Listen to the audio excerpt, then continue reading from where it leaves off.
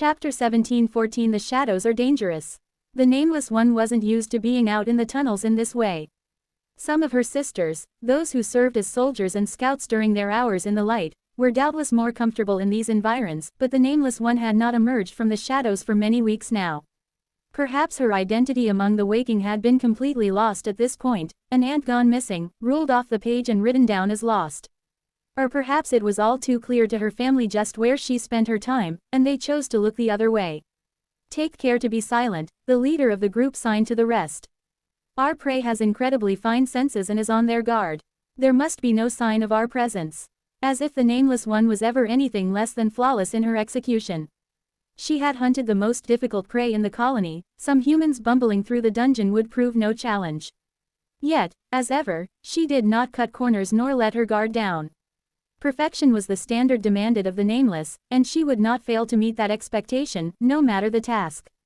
Slipping between the shadows like water, the group of Nameless moved as one, sensing, hesitating, only changing position when they were certain they could.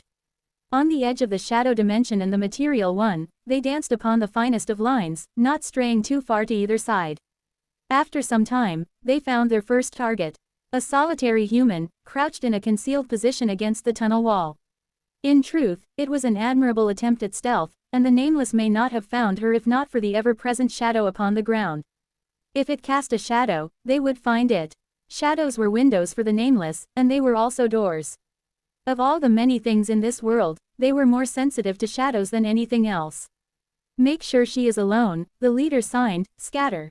The Nameless One wasted no time, moving with purpose, soundless and sightless through the tunnel. As the others fanned out behind her, they searched high and low, peeking into every nook and cranny. Hunting prey such as this, they knew not to trust their eyes, nor their antennae, nor even the sense of touch.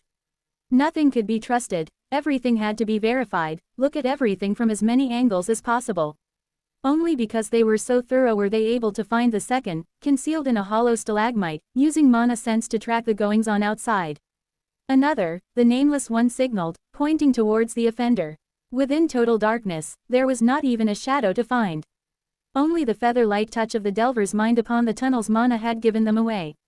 If you spot this story on Amazon, know that it has been stolen. Report the violation. Prepare to seize them. When they moved, it was over in an instant. The Nameless One took the second Delver herself. Although the darkness within the pillar had hidden her shadow, it did nothing to protect her from the arts of the Nameless.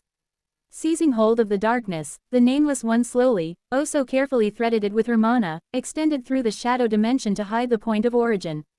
Despite actively sensing for mana, the Delver had no idea that the very darkness around her was changing, becoming more substantial. No longer just dark, it was now a door as well.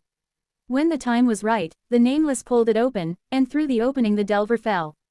No time to even cry out, she was enfolded in a blanket of shadow, her mind forced into slumber. Flawless. Once hidden in a separate realm, there were others to take hold of the subdued prey and move them back to the sleeping cells. Within the shadow dimension, the Nameless had carved many paths for this exact purpose. Good, their leader signed. We continue. So they did. Through the tunnel they went, hunting, searching, sensing. As carefully as if they were tracking the council itself, they moved with the utmost caution, knowing that even the slightest hint of discovery would make their task 10 times harder. More were found, alone, or in small groups, Delvers huddled at points, watching the tunnel, seeking for ants, never knowing that they were being hunted instead. One by one, they were embraced by the shadows, taken by sleep, and taken away to slumber in the cells. It was clear there were too many watching over this one tunnel for there not to be a reason, and soon they found out why. Stop, the Nameless One signaled, and the group halted immediately. In silence, she signaled 4 separate locations. More behind, she added. A high concentration of Delvers. This many, this close together. There would be more. Investigate, the leader gestured. Where a group of Nameless could not go, a solitary one might. Slipping through the narrowest of gaps, she moved past the first line of sentries, and then the second, and then the third. Only then was she able to get close enough to sense what was hidden in the tunnel. Getting out was much easier than getting in. After all, they expected enemies to come from in front, not behind. Doubtless those they had already captured were working with this group. Soon they would realize that some of their number were missing and their guard would go up. For now, they remained ignorant. Once she was clear, she returned to the Nameless waiting for her.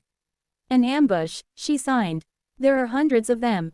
A large number of traps and prepared spells to attack the eldest have been prepared. Motionless, the Nameless considered their next course of action. It is beyond our mandibles now, the leader signed. We will notify the eldest of this location and move to another tunnel. Of course, they couldn't go to the eldest themselves, who knew where they were at this point in time. Thankfully, they didn't have to. Alongside them, hidden on the border of shadow and reality, a single tentacle drifted, ready and waiting for their message.